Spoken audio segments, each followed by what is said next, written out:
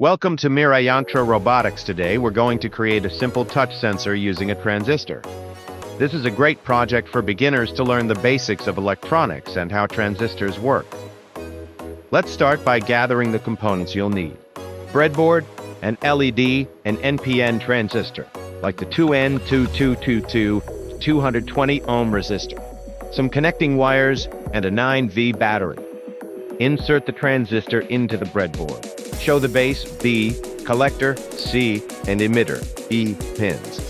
First, insert the transistor into the breadboard. Make sure you know which pin is the emitter, base, and collector. Connect a wire from the emitter of the negative terminal of the battery.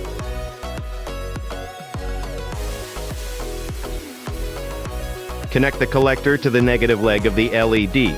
Show the LED orientation. Connect the collector pin of the transistor to the negative leg of the LED. Remember, the shorter leg of the LED is the negative one. Connect the positive leg of the LED to one end of the resistor. Connect the other end of the resistor to the positive terminal of the battery.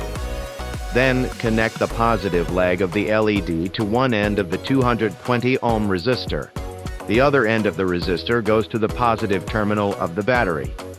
Place one jumper wire at the positive terminal of the battery and another at the base of the transistor. These will be used for the touch sensor. Finally, touch the base of the transistor and the positive terminal of the battery at the same time with your finger. The LED lights up, indicating that your touch is allowing a small current to flow through the transistor, turning it on.